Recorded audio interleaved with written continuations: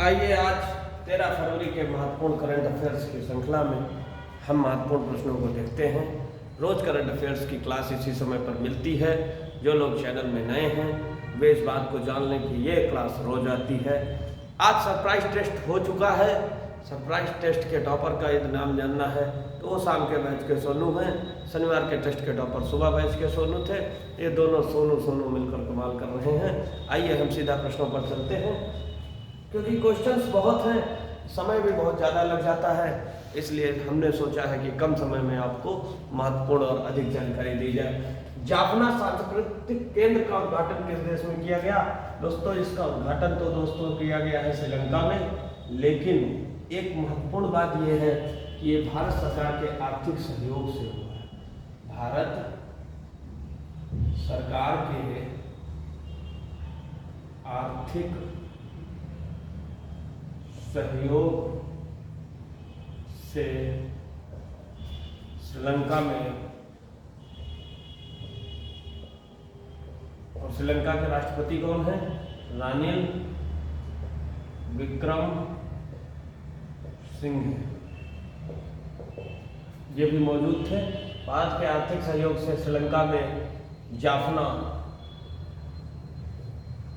सांस्कृतिक केंद्र का उद्घाटन किया गया। खास बात ये याद रखेंगे कि अभी श्रीलंका ने 75वीं वर्षगांठ मनाई है।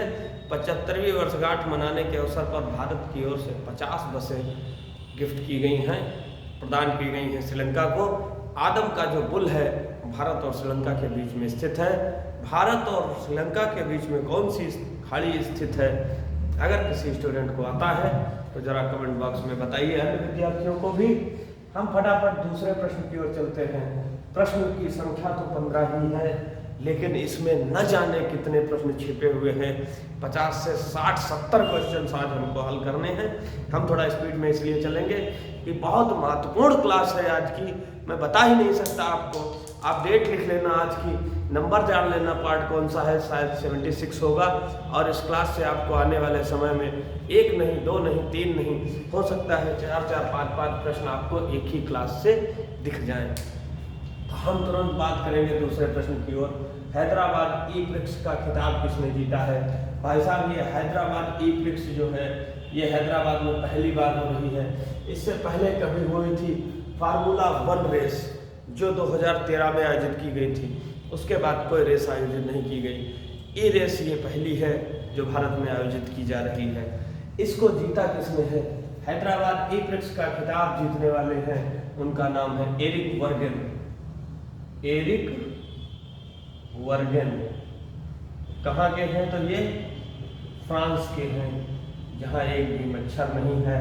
आइए हम बात करें अगर हैदराबाद ई-प्रिक्स की, तो इसे देखने के लिए सचिन तेंदुलकर जी, महान खिलाड़ी सचिन तेंदुलकर, यजुवेंद्र चहल आदि क्रिकेटर मौजूद रहे इनको देखने के लिए। और जो इनको ट्रॉफी दी गई है, एरिक वर्गेन को ट्रॉफी किसने दी है? आइए यहाँ पर लिख देते हैं। एरिक वर्गेन को केंद्रीय खेल मंत्री अनुराग सिंह ठाकुर जी ने ट्रॉफी प्रदान की। नोट कर लेंगे, मोस्ट इंपॉर्टेंट प्रश्न है भैया, याद रखेंगे। दूसरा वाला प्रश्न, एरिक वर्गेन कहाँ है? फ्रांस के हैं। इन्होंने 300 किलोमीटर प्रति घंटे की स्पीड से, बल्कि इससे भी ज़्यादा स्पीड से इन्होंने रेस जीती, इन्होंने चलाई है गाड़ी। बहुत अच्छी बात है भाई, जीतते रहिए। अब मैं बात करूँगा दूसरे प्रश्न की ओर। अल-जामिया तुस-सैफियाह के नए परिसर का उद्घाटन कहाँ और किसने किया है? एक ही प्रश्न में 2 प्रश्न हैं और उत्तर में तो 7 से कम 8 उत्तर है इसके, तो इसलिए बहुत ध्यान से पढ़ेंगे। देखिए, पढ़ेगा वही बढ़ेगा। अरे पढ़ोगे नहीं तो बढ़ोगे कैसे? पढ़ेगा तभी तो बढ़ेगा इंडिया। तो आप लोग भी पढ़ेंगे तभी इंडिया बढ़ेगा। आइए प्रश्न को मिटाकर और अगले प्रश्न का आगाज करते हैं। Question number 3। यह तो आपने लिख ही लिया होगा, जो लोग नहीं लिख पाए हैं वो वीडियो रोककर लिख लेंगे। हम चलते हैं आगे। कई लोग तो वीडियो को डबल करके देखते हैं। मैं सोचता हूँ उनको बेचारों को क्या समझ में आएगा। जो वीडियो धीरे धीरे देखते हैं उनको तो कंफ्यूजन हो जाता है, उनके तो टेस्ट में नंबर नहीं आ पाते हैं। हालांकि मेरे भी यहाँ 30 से 40-50 प्रश्न पाने वाले अनेक विद्यार्थी हैं, लेकिन मेरी निगाह तो उन पर रहती है जो कम से कम 70, 75, 80 के ऊपर नंबर लाते हैं। ठीक है, अभी फिर से सरप्राइज टेस्ट है दोस्तों, होते ही रहेंगे। इस बार 100 क्वेश्चन का हुआ है, अगली बार से मैंने सोचा 50-50 क्वेश्चन की टुकड़ी के देंगे। ज़्यादा प्रश्न हो जाते हैं, बच्चे नहीं याद कर पाते इतने प्रश्न। समझ रहे हैं आपकी भावनाओं को। तो हो सकता है हफ्ते में 2 बार टेस्ट हो सरप्राइज और 50-50 नंबर का हो, ये भी हो सकता है। आज के टेस्ट में तो कंप्यूटर, फिजिक्स, केमिस्ट्री सब कुछ था, एवरीथिंग। जानिए, पहचानिए, अपनी ताकत को जानिए, जहाँ पर कमी है वहाँ पर सुधार करिए दोस्त। जिंदगी है, बार बार नहीं मिलती, बार बार मौका भी नहीं देती है। आप हारेंगे, दूसरा जीतने के लिए पहले से ही तैयार बैठा है। ये जान लीजिए कि मेहनत करने वाले जितना छोड़ देते हैं, किस्मत वालों को उतना ही नसीब होता है मेरे भाई। इसलिए आइए हम तो पढ़ाते हैं आपको। जो लोग पढ़ रहे हैं वो ठीक, जो नहीं पढ़ रहे हैं उनका भी भगवान भला करे, उनका भी ईश्वर कल्याण करे। कुछ ट्रिक्स भी बताएंगे। आज एक क्वेश्चन हमने पूछा था कि निम्नलिखित में कौन सा जिला अंतर्राष्ट्रीय सीमा को स्पर्श नहीं करता है। मैक्सिमम विद्यार्थियों ने गलत किया है। इसकी आपको एक शानदार ट्रिक बताएंगे। आइए मैं बात करता हूँ अल-जामिया तुस-सैफियाह की नए परिसर का उद्घाटन का। तो देखिए, प्रधानमंत्री नरेंद्र मोदी जी ने मुंबई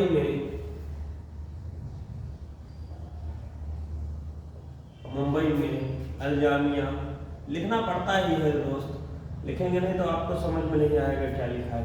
अल-जामिया तुस-सैफियाह। जो लोग हमारे साथ लिखते हैं वो नीचे वाला क्वेश्चन न लिखकर ऊपर वाला ही लिखे। अल-जामिया तुस-सैफियाह के नए परिसर का उद्घाटन किया। दूसरी बात याद करते हैं, अल-जामिया तुस-सैफियाह बोहरा समुदाय का प्रमुख शैक्षणिक संस्थान है। बोहरा समुदाय का एक शैक्षणिक संस्थान है। ठीक है दोस्तों, ये क्या है? बोहरा समुदाय। बोहरा समुदाय क्या है तो जानते हैं, दाऊदी बोहरा समुदाय सिया शाखा के भीतर, सिया शाखा के भीतर एक धार्मिक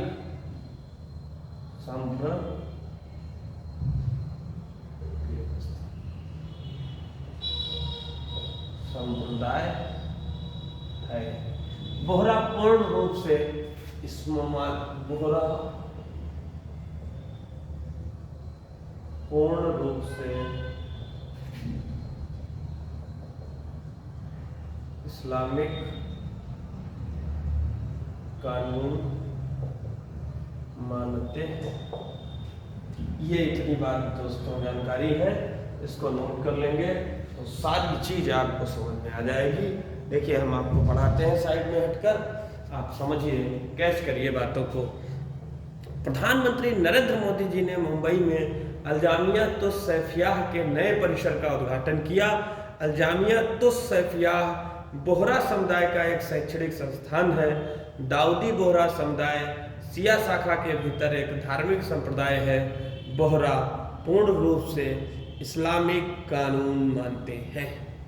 ठीक है, अब तो दोस्तों ऐसी कहानी हो गई है कि अगर बाई चांस गलती से कहीं पर टेस्ट पेपर मैं खुद बनाता हूँ, गलती से अगर कहीं पर करेक्ट आंसर में गड़बड़ी आ गई है तो दोस्तों मेरे ही क्लास का स्क्रीनशॉट मुझे दिखा दिया जाता है, मेरे ही बनाए हुए नोट्स मुझे दिखा दिए जाते हैं और मुझे इस बात की बड़ी खुशी मिलती है कि आप लोग इतना जागृत हैं अपने लक्ष्य के प्रति कि आपको सब पता रहता है कि ये चीज़, ये क्वेश्चन हमने किस क्लास में पढ़ाया था, वो क्वेश्चन हमने किस क्लास में पढ़ाया था, खटाक से वही स्किप करके और फटाक से वो टाइम, वो जगह। अरे आप स्वामी विवेकानंद के जो है पूर्वज है क्या, मतलब उन्हीं वो पूर्वज थे आपके। मैं तो दंग रह गया सुबह जब इस तरीके से स्टूडेंट्स ने मुझे दिखाया, तो मैं तो चकित रह गया। लोगों को सब मालूम है कि 61वें पार्ट में था ये क्वेश्चन, 62वें पार्ट में था ये क्वेश्चन, 72वें पार्ट में था। अरे भाई मैं समझ गया, अब तुम्हें मोटिवेट करने की ज़रूरत ही नहीं है, अब तो तुम मुझे खुद ही मोटिवेट कर देते हो। बहुत अच्छी बात है, कुछ प्रयास मेरा सफल हुआ, कुछ जागृत हुए लोग, ऐसे लोग भी पढ़ने लगे हैं करंट अफेयर्स जो कभी नहीं पढ़ते थे। मुझे बड़ी इस बात की खुशी है। मेरे वे विद्यार्थी जो कोचिंग नहीं आ पा रहे हैं किन्हीं कारणवश, वे भी कहते हैं, जब मेरी उनसे बात होती है तो वो कहते हैं कि सर हम आपकी क्लास रोज पढ़ लेते हैं। दोस्तों मैं तुम्हारे लोगों के लिए क्लास बनाता हूँ, ये मैं अपने लिए नहीं बनाता हूँ। वृक्ष कबहु न फल चखें, नदी न संचय नीर, परमारथ के कारणे ईसाधुन धरा शरीर, ईसाधुन धरा शरीर। तो अगर मेरा शरीर, मेरी वाणी, मेरा कुछ भी अंश अगर आप लोगों के काम आ रहा है तो इससे ज़्यादा खुशी की बात और दूसरी कोई नहीं हो सकती है। आइए हम बात करते हैं नंबर 4 क्वेश्चन की। और क्या दमदार प्रश्न है। 5वें खेलो इंडिया यूथ गेम्स 2022 में प्रथम स्थान पर कौन सा राज्य रहा। अरे ये तो मैं बताऊंगा ही, मैं आपको और भी बहुत सारी चीज़ें बताऊंगा। इससे पहले मैं थोड़ा सा जगह अपनी लिए बना लेता हूँ। देखिए ये मायने नहीं रखता है कि हम कैसे पढ़ा रहे हैं, डिजिटल बोर्ड नहीं है, मार्कर नहीं है, ये नहीं है, वो नहीं है। मैं कभी बहानों पर नहीं जाता, मुझे पढ़ाना है, मुझे पढ़ाना ही है, तो मैं पढ़ा के ही मानूंगा। क्या सुविधाएं हैं इससे मैं नहीं बिल्कुल भी टेंशन लेता इसकी, आपको भी इससे मतलब नहीं होना चाहिए। आइए बात करते हैं 5वें खेलो इंडिया यूथ गेम्स की। तो सबसे पहले मैं बात करूंगा दोस्तों इसके आयोजन की। इसका आयोजन जो हुआ था वो 31 जनवरी से लेकर 11 फरवरी तक हुआ था और इसे दोस्तों 8 शहरों में आयोजित किया गया था। वे 8 शहर कौन हैं ये जानना बहुत जरूरी है। क्वेश्चन पूछेगा निम्नलिखित में से किस शहर में खेलो इंडिया यूथ गेम का आयोजन नहीं हुआ, वहां पर ये मेरा 8 शहर काम आएंगे। जरा आप भी जानिए। भोपाल, इंदौर, जबलपुर, ग्वालियर, उज्जैन, महेश्वर, मंडला और बालाघाट। 1 2 3 4 5 6 7 8 शहर दोस्तों। 8 शहरों में 5वां खेलो इंडिया यूथ गेम्स आयोजित किया गया। मंडला और बालाघाट आपको नहीं दिख रहा है, आप चिल्ला क्यों रहे हो? सॉरी भाई, अब देखो दिख रहा है मंडला और बालाघाट, सब मुझे पता चल जाता है। आपकी भावनाओं को मैं बिल्कुल कद्र करता हूँ। इसका शुभंकर भी याद रखेंगे। इसका शुभंकर क्या है? इसका शुभंकर है आशा। थीम सॉन्ग्स भी याद रख लो भाई, क्या दिक्कत है। हिंदुस्तान का दिल धड़का दो, ये इसका थीम सॉन्ग है। और मैं अगर बात करूं प्रथम स्थान पर कौन रहा, तो भाइयों प्रथम स्थान पर रहा महाराष्ट्र। प्रथम स्थान पर कौन रहा? महाराष्ट्र रहा पहले स्थान पर। जिसकी बात की जाए गोल्ड मेडल कितने पाए, तो ये भैया गोल्ड मेडल पाए हैं 56। सिल्वर मेडल कितने पाए? सिल्वर मेडल पाए हैं 55। और अगर मैं ब्रॉन्ज मेडल की बात करूं, ब्रॉन्ज मेडल पाए हैं 50। तो टोटल दोस्तों हो गए 161। पहले स्थान पर है महाराष्ट्र। कई सारी प्रतियोगिताओं का तो पहली बार आयोजन किया गया, कई सारी प्रतियोगिताओं का पहली बार आयोजन किया गया। दोस्तों समय इतना जल्दी जाता है, मैं बहुत परेशान हूँ। इतना जल्दी समय बीत जाता है ऑफलाइन क्लास में, और इतना जल्दी समय बीत जाता है ऑनलाइन क्लास में। और जिनका इंटरेस्ट नहीं होता है वो कहते सर बड़ी लंबी क्लास थी।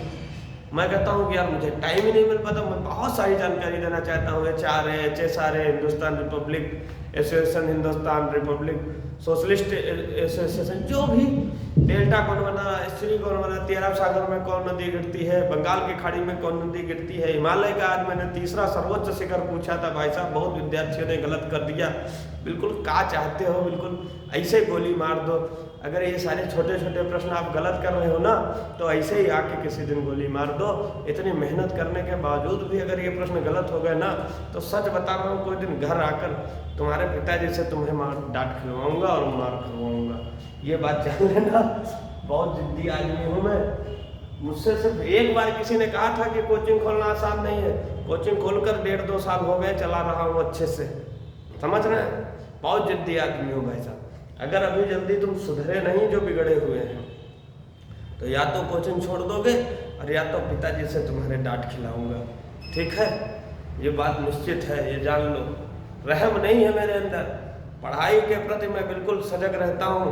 बुखार होता है तब भी पढ़ाने आता हूँ, इसीलिए आता हूँ ताकि तुम्हारी कामयाबी के बीच में कोई रुकावट ना आए। दिमाग खोल कर अगले टेस्ट देना। समझ रहे हो ना? जो करंट अफेयर्स पढ़ रहे हो उन्हीं से कह रहा हूँ।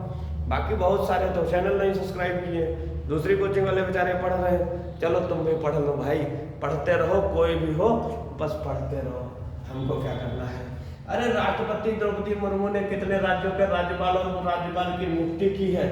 भाई साहब राज्यपाल और उपराज्यपाल की नियुक्ति कौन करता है? राष्ट्रपति जी ही करते हैं। राष्ट्रपति जी करते हैं तो ये पद कितने साल तक रहता है? 5 साल तक रहता है। अरे सब चीज तो बताई है संविधान में। रकानी कायोसस तुरंत लिख के और तुरंत कैसे किस अनुच्छेद में क्या क्या है तुम्हें बताना है, तुम्हें बताना है और निश्चित बताना है। भूल जाते हो ना तुम, हजारों बार कहते हो। मैं कहता हूँ कमेंट बॉक्स में कमेंट करो, तो क्यों नहीं करते हो? अगली बार तुम पर डंडा चलेगा। जो लोग हमसे कहते हैं भूल जाते हैं, उनके सबके कमेंट्स आने चाहिए। रकानी कायोसस में क्या क्या है सब कुछ हमें एक एक अनुच्छेद का ऑपरेशन चाहिए, जितना मैंने लिखाया है। मैं आपको बताता हूँ 13 राज्यपालों और उपराज्यपालों की नियुक्ति की है राष्ट्रपति जी ने। याद रखना, 2 लोगों ने इस्तीफा दिया है, उनके इस्तीफों को स्वीकार किया है 12 फरवरी को। 12 फरवरी को 2 लोगों ने क्या किया है? इस्तीफा दिया है। कौन कौन? भगत सिंह कोश्यारी जी और राधा कृष्णन माथुर। ये जो भगत सिंह कोश्यारी हैं, ये कहाँ के हैं ये तुम बताओ? ये है लद्दाख के उपराज्यपाल। लद्दाख के उपराज्यपाल। इनके इस्तीफों को स्वीकार किया है। और नए देखिए अनुच्छेद 153 में क्या है? अनुच्छेद 153 में है राज्यपाल का पद। राज्यपाल का पद, प्रत्येक राज्य में एक राज्यपाल होगा, ये बात लिखी गई थी। बाद में संशोधन किया गया, कहा गया कि 2 राज्यों के भी एक राज्यपाल हो सकते हैं। वेतन उतना ही मिलेगा जिस हिसाब से राज्य की जनसंख्या होगी, वेतन उसी रेशियो में डिवाइड कर दिया जाएगा। राज्यपाल का वेतन कितना है? फटाफट कमेंट बॉक्स में हमको आंसर चाहिए, उन विद्यार्थियों का जो बार बार भूलते हैं। और सूरज, अगर तुम्हारा कमेंट नहीं आया बहुत मार पड़ेगी तुम पर। सिद्धांत, सूरज, चंद्रप्रकाश, मनीषा जी, ये सब के कमेंट्स हमको चाहिए। सब फटाफट भूल जाते हैं, जैसे पढ़ाओ तुरंत कोचिंग के बाहर, गेट के बाहर निकले सब भूल गए। तो इसलिए सब लोग कमेंट बॉक्स में कमेंट करो, यही तुम्हारी सजा है। और बाकी जिसका मन हो वो करे, जिसका मन हो वो छोड़े। इस दुनिया में सब चीज़ सबके लिए नहीं होती है। कामयाबी जिनको करनी है, क्लास वही लोग पूरा देखते हैं। 156 में बताया गया है कि ये होता है प्रसाद पर्यंत। ये पद कैसा होता है? प्रसाद पर्यंत होता है। इधर सब कुछ लिख गया होगा अभी तक। इतनी देर की बातचीत में अगर तुम लिख नहीं पाए हो तब तुम लिख नहीं पाओगे। आइए मैं कुछ अन्य राज्यों की बात करता हूँ, जैसे अरुणाचल प्रदेश। अरुणाचल प्रदेश में पहले कौन थे? उनका तबादला हो गया है। आज मैंने सिर्फ नए राज्यों के राज्यपाल लिया है। मैं इस पर स्पेशल एक वीडियो बनाने का प्रयास करूंगा, समय मिल नहीं पाता है, लेकिन फिर भी मैं प्रयास जरूर करूंगा। और दूसरी बात यह है कि जितने राज्यपालों का ट्रांसफर हुआ है उन्हें मैं कल बताऊंगा। आज बहुत लंबा वीडियो हो जाएगा, इसलिए लेफ्टिनेंट जनरल कैवल्य त्रिविक्रम परनाइक सेवानिवृत्त ये हैं, इनको दिया गया है, राज्यपाल बनाया गया है अरुणाचल प्रदेश का। और मैं बात करूं अगर सिक्किम के राज्यपाल बदल दिए गए हैं। सिक्किम के राज्यपाल कौन बने हैं? लक्ष्मण प्रसाद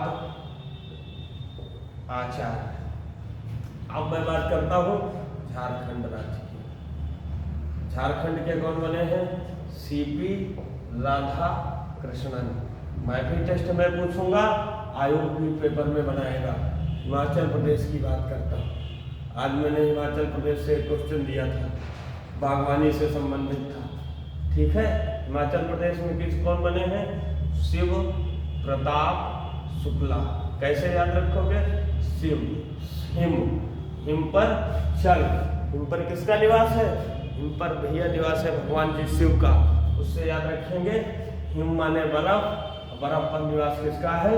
शिव का है, तो याद रखेंगे, ठीक है भाई। राधा कृष्ण, राधा कृष्ण समझ लीजिए एक ही हैं। कहा नहीं था कि शादी दो लोगों में होती है, हम तो एक ही हैं, तो जिसके खंड न हो सके वो है राधा कृष्ण, इसलिए हो गया झारखंड से राधा कृष्णन। सिक्किम से लक्ष्मण प्रसाद आचार्य। लक्ष्मण जी का सिक्का चलता था रामायण में। लक्ष्मण जी अगर जरा सा भी नाराज हो गए, ये धरती उन्हीं के फनों पर टिकी हुई है, ऐसा माना जाता है। तो अगर नाराज हो गए लक्ष्मण जी तो फिर लक्ष्मण जी का चलता है सिक्का, इसलिए हो गए सिक्किम। अरुणाचल प्रदेश का आप याद रखिएगा, Trivikram Parnaik lieutenant governor, lieutenant general थे, क्योंकि अरुणाचल प्रदेश में बहुत सेंसिटिव इलाका है, उसमें तो कोई रिटायर्ड अधिकारी ही जाए वही ठीक है। बॉर्डर का इलाका है, उसको अपना अच्छे से पता होगा कैसे क्या शासन करना है। ये सारी बातें आप याद रखिए, बहुत कामयाब, बहुत काम की हैं। आंध्र प्रदेश की मैं बात करता हूँ। आंध्र प्रदेश के जो राज्यपाल हैं वो हैं एस अब्दुल नजीर। ये छोटी छोटी ट्रिक है, अगर आप याद रखेंगे तो वाकई में आपको बहुत फायदा मिलेगा। आज से अब्दुल, आज से आंध्र प्रदेश हमेशा याद रहेगा। और मैं अब एक बात करता हूँ असम राज्य की। तो असम में भैया बनाए गए हैं गुलाब चंद कटारिया, गुलाब चंद कटारिया। तो इनको आप ऐसे याद रखो, सम चंद, गुलाब चंद कटारिया जी बनाए गए हैं। ये मैंने आपको राज्यपालों के बारे में बता दिया है 5 नंबर क्वेश्चन में, तो इसे भी आप याद रखेंगे। बहुत आसान भाषा में, बहुत छोटी छोटी टिप के माध्यम से आपको राज्यपाल याद करवाने की एक छोटी सी कोशिश है। दोस्तों याद जरूर कर लेना, भूल मत जाना। किस देश में मूक मेंढक की नई प्रजाति खोजी गई है? कहाँ खोजी गई है? तंजानिया में खोजी गई है दोस्तों। बिल्कुल विलुप्त हो चुकी थी। जो मेंढक हैं वो अपनी आवाज़ से ही जाने जाते हैं, टर टर की आवाज़ निकालते हैं मेंढक। तुम भी बोलो, जरा धीरे धीरे बोलना, ज़्यादा तेज मत बोलना। मेंढक कैसी आवाज़ निकालते हैं? थोड़ा तेज बोलो, टर टर। मूक मेंढक मतलब बोलता ही नहीं है, आवाज़ ही नहीं है कोई। 2019 में वैज्ञानिक गए थे विलुप्त प्रजाति को खोजने के लिए तंजानिया की पहाड़ियों में, और अब जाके इसकी खोज हुई है। मूक मेंढक की नई प्रजाति खोजी गई है तंजानिया में। 7 नंबर क्वेश्चन पर चलते हैं। उन्नत ड्रोन हवाई यातायात प्रबंधन प्रणाली का उद्घाटन किसने किया है? जब भी आप किसी का नाम लेंगे, एक आदत अपने अंदर बना लीजिए, जब भी आप किसी का भी नाम लीजिए, मंत्रालय सहित नाम लीजिए दोस्तों, कामयाबी आपके कदम चूमेगी। आइए हम बात करते हैं आपको बता देते हैं कौन सा क्वेश्चन है। 7 नंबर प्रश्न है। 7 नंबर प्रश्न का आंसर लिखिए। उन्नत ड्रोन हवाई यातायात प्रबंधन प्रणाली का उद्घाटन केंद्रीय सड़क परिवहन और राजमार्ग मंत्री, केंद्रीय सड़क परिवहन और राजमार्ग मंत्री कौन है भाई साहब? नितिन गडकरी जी ने किया है उद्घाटन। किसका उद्घाटन किया है? उन्नत ड्रोन हवाई यातायात प्रबंधन प्रणाली का। उड़ते डॉक्टरों की भूमि किस महाद्वीप को कहते हैं? बताइए, उड़ते डॉक्टरों की भूमि किस महाद्वीप को कहा जाता है? ये आपके लिए क्वेश्चन है, इसको आप बताएंगे। ठीक है, जिन विद्यार्थियों को तैयारी करनी है फटाफट जुड़ जाएं ऑफलाइन बैच में। ऐसे पढ़ाई नहीं होती, असली पढ़ाई आपको दिखाएंगे कैसे की जाती है। BKS वर्मा का निधन हुआ, उन्हें किस पुरस्कार से सम्मानित किया गया था? ये बहुत ही लोकप्रिय कलाकार हैं क्या थे? मैं तो आपको बता ही चुका हूँ दोस्तों, जो आया है उसे जाना ही है। बस ये है कि जब तक वो हमारे पास है हम उसकी इच्छाओं की कदर करेंगे और हम उसे हर वो खुशी देने का प्रयास करेंगे जिसकी कल्पना कभी उन्होंने सपने में की होगी। जो भी हमारे पास है, बाकी दुनिया में आना जाना तो लगा ही रहता है, तो ये भी हमें छोड़कर चले गए। इनका क्या नाम है? BKS वर्मा। और इन्हें देखिए, इतना ये लोकप्रिय कलाकार है कि इनको हमें पढ़ना पड़ रहा है, क्योंकि ऐसा जरूर इन्होंने कोई काम किया होगा, जरूर किया है। देखिए, BKS वर्मा, इनका नाम आप याद रखेंगे।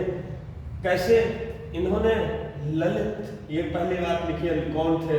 तो ये लोकप्रिय कलाकार है, ये लोकप्रिय कलाकार हैं। इन्होंने कौन सा पुरस्कार जीता?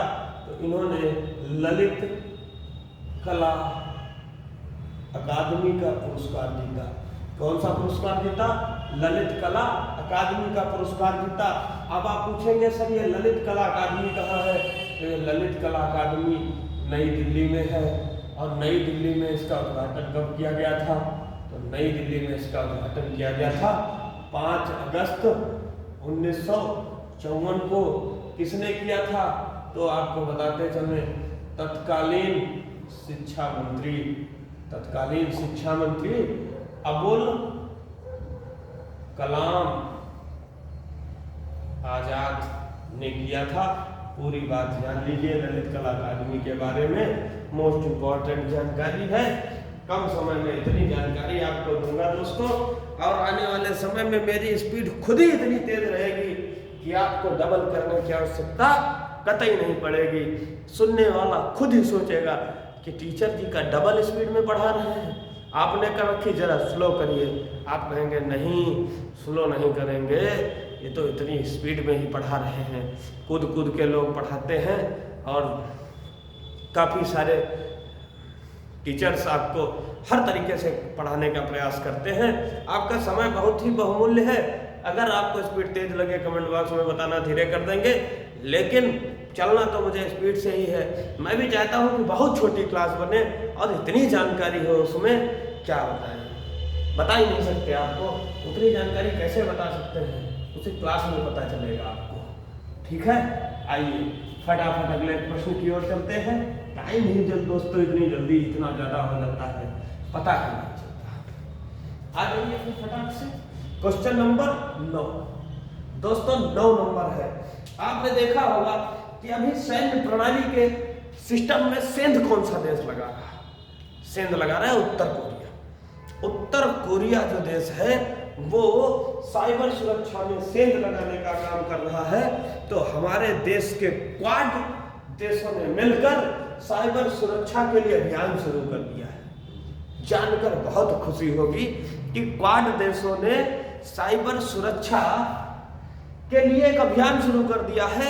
एक अभियान 4 देश मिलकर। आइए जानते हैं कौन कौन से देश हैं। देखिए, भारत है, ऑस्ट्रेलिया है, भारत है, ऑस्ट्रेलिया है, जापान है और अमेरिका है। ये 4 देश हैं ये है क्वाड देश, क्वाड देश हैं ये, और ये चारों मिलकर साइबर सुरक्षा के लिए एक अभियान चला रहे हैं। तो आप समझ जाइए कि ये चारों देश कितने ही महत्वपूर्ण हैं। ये चारों देश बहुत महत्वपूर्ण है। और ये अब तो भारत जो है बस अब वही मुश्किल से इंतजार करिए, हम 5वीं अर्थव्यवस्था में पहुंच चुके हैं, 3री अर्थव्यवस्था में पहुंच गए हैं शायद। अब हम बहुत जल्दी ही पहली अर्थव्यवस्था में पहुंचना चाहते हैं। जनसंख्या के मामले में हमने पीछे छोड़ दिया कई देशों को। अब आने वाली जनगणना का इंतजार है, आने वाली जनगणना का इंतजार है। कोरोना के वजह से 2021 में जनगणना होनी थी, नहीं हो पाई, कोई बात नहीं, अभी जनगणना भी हो जाएगी। आपको तो बस पढ़ना है, आपको रिवीजन करते रहना है। जितना ज़्यादा रिवीजन करेंगे उतना ही अच्छा रहेगा। बाकी आप टेंशन मत लीजिए, क्लास को ज़्यादा लोग नहीं देख रहे हैं, कंपटीशन आपका बहुत ज़्यादा नहीं बढ़ेगा, ठीक है। इसमें से बहुत कम लोग जो है याद रख पाएंगे। 10 नंबर क्वेश्चन की ओर चलते हैं। अमृत पैक्स का उद्घाटन किसने किया है? अमृत पैक्स के उद्घाटन के बारे में जानते हैं। 10 नंबर प्रश्न है, राष्ट्रीय डाक टिकट प्रदर्शनी अमृत पैक्स 2023 का उद्घाटन किसने किया है? 10 नंबर क्वेश्चन पर चलते हैं। अमृत पैक्स 2023 का उद्घाटन किया है किसने? फिर वही चीज मैं आपसे कहूंगा, पूरी बात लिखा करिए। संचार, इलेक्ट्रॉनिक और सूचना प्रौद्योगिकी और रेलवे मंत्री अश्विनी वैष्णव जी ने 11 फरवरी को क्या किया है? राष्ट्रीय डाक टिकट प्रदर्शनी अमृत पैक्स 2023 का उद्घाटन किया है। पूरा क्वेश्चन लीजिए फटाफट। अच्छा लगा कि नहीं लगा? राष्ट्रीय डाक टिकट प्रदर्शनी अमृत पैक्स 2023 का उद्घाटन किया है। आइए मैं बात करता हूँ आपको, किस राज्य में नकल विरोधी कानून लागू हुआ है? नकल करने पर नकल विरोधी कानून लगाया जाएगा, जुर्माना भी लगेगा और सजा भी हो सकती है। ऐसा महान राज्य कौन है? उत्तराखंड। उत्तर करते हुए देखिए कितना बढ़िया से समझ में आएगा। उत्तर देते समय अगर आपने नकल की तो उत्तराखंड। उत्तराखंड अभी आज के ही टेस्ट पेपर में मैंने पूछा था, उत्तराखंड ने अपना स्थापना दिवस जो है किस महीने में मनाया है? इसको मैंने अभी आपके सामने सुबह और शाम दोनों की टाइम में सरप्राइज टेस्ट में मैंने पूछा है। सरप्राइज टेस्ट की क्या बात है, बहुत ही अच्छा होता है सरप्राइज टेस्ट। तो सभी बच्चों ने बढ़ चढ़ कर हिस्सा लिया, अच्छा लगता है दोस्तों, है ना। सरप्राइज टेस्ट भी बहुत अच्छा लगता है। आइए मैं बात करता हूँ नकल विरोधी कानून उत्तराखंड। राजस्व प्रणाली को, राजस्व पुलिस प्रणाली को खत्म करने वाला जो राज्य है वो उत्तराखंड है। बाई टाइपिंग एरर से क्या हुआ कि वो राजस्थान का ऑप्शन लग गया था टेस्ट में। तो सभी विद्यार्थी ध्यान देंगे, जिनका जिनका उत्तराखंड सही था वे बिल्कुल सही हैं, हम भी सही हैं। बस क्या है ना दोस्तों कि जैसे अभी राजस्थान में पिछले साल का बजट पढ़ दिया राजस्थान के मुख्यमंत्री जी ने, अशोक गहलोत जी ने, वैसे ही थोड़ा सा टाइपिंग एरर हो जाती है तो माइंड नहीं करेंगे, बाकी हमने आपको बता दिया। अरे तर्कस अभ्यास का आयोजन कहाँ किया गया? बहुत अच्छा प्रश्न है, यकीन मानिए पेपर में ऐसे प्रश्न पूछे जाते हैं। आइए हम आपको बताते हैं। 12 नंबर प्रश्न की ओर ले चलते हैं। 12 नंबर क्वेश्चन क्या कहता है? तर्कस अभ्यास। तर्कस अभ्यास पहली चीज तो मैं बताऊंगा किन दो देशों के बीच हुआ, तो भारत और प्लस यूएसए के बीच हुआ तर्कस अभ्यास। कहाँ हुआ? तो ये चेन्नई में हुआ। कहाँ हुआ भाई साहब? चेन्नई में हुआ। किस लिए हुआ? परमाणु रासायनिक परमाणु रासायनिक व जैविक हमलों की प्रतिक्रिया के लिए भारत की तरफ से कौन शामिल हुआ? तो भारत की तरफ से राष्ट्रीय सुरक्षा परिषद ने हिस्सा लिया। भारत की तरफ से किसने हिस्सा लिया? राष्ट्रीय सुरक्षा परिषद ने हिस्सा लिया। हम पहुंच चुके हैं 12 नंबर प्रश्न पर। 2 प्रश्न बताने हैं। कल्पना चावला जी की पुण्यतिथि कब मनाई गई? यह प्रश्न आपके लिए होमवर्क है। यहाँ तक जिन लोगों ने देखा है वे ही होमवर्क का जवाब देंगे, बाकी के लिए तो बात की बात है ना। 13 नंबर प्रश्न पर चलते हैं। दूसरी भारतीय चावल कांग्रेस का उद्घाटन किसने किया? तो ऐसे ही थोड़ी छोड़ेंगे इस प्रश्न को। इस प्रश्न का पूरा ऑपरेशन करेंगे। इस प्रश्न का पूरा ऑपरेशन करेंगे। अगर किसी ने कहा है कि सर क्लास अच्छी बनाते हैं तो ये मोटिवेशन है मेरे लिए, ये मोटिवेशन है और इसलिए इस मोटिवेशन पर आज की क्लास आधारित है और इतनी स्पीड में और इतनी भयंकर जानकारी के साथ कि आप लगा देंगे, बिल्कुल टेंशन मत लीजिए। दूसरी भारतीय चावल कांग्रेस, दूसरी भारतीय चावल कांग्रेस का उद्घाटन राष्ट्रपति द्रौपदी मुर्मू जी ने उड़ीसा के कटक में 11 फरवरी को किया। कटक में दोस्तों क्यों किया बताना चाहता हूँ आपको। राष्ट्रीय चावल अनुसंधान केंद्र जो है वो कटक उड़ीसा में है और अंतर्राष्ट्रीय चावल अनुसंधान केंद्र मनीला फिलीपींस में। याद रखेंगे क्वेश्चन, बहुत अच्छा प्रश्न था। कई सारी जानकारी मैंने आपको देने का प्रयास किया है। जानकारी अच्छी लगी है लाइक का बटन दबा देंगे, नहीं शर्माएंगे दोस्तों, कोई कुछ नहीं आपसे कहेगा, आप दबा ही दीजिए। आरोहिणी पहल प्रशिक्षण कार्यक्रम कहाँ शुरू किया गया है? आरोहिणी पहल प्रशिक्षण कहाँ कार्यक्रम शुरू किया गया है? तो ये शुरू किया गया है यूपी के स्कूलों में पढ़ने वाली छात्राओं के लिए आरोहिणी पहल प्रशिक्षण कार्यक्रम शुरू किया गया है। जैसा कि मैंने आपसे वादा किया था कि मैं आज आपको एक बहुत अच्छी ट्रिक बताऊंगा, मैं उस ट्रिक की ओर आपका ध्यान ले चलता हूं, जिससे कि आपने अगर आज प्रश्न गलत किया है तो भविष्य में आप दोबारा उस प्रश्न को गलत ना करें, ऐसा मेरा विचार रहेगा हमेशा। इस वजह से मैं आपको बताता हूँ। कौन सा प्रश्न आपका हो गया होगा? ये वाला प्रश्न आपका हो गया होगा क्योंकि ये प्रश्न काफी पहले का है। मैं आपको बताता हूँ, देखिए SSB कब MP पहुंची? काहे की ट्रिक है ये ट्रिक है अंतरराष्ट्रीय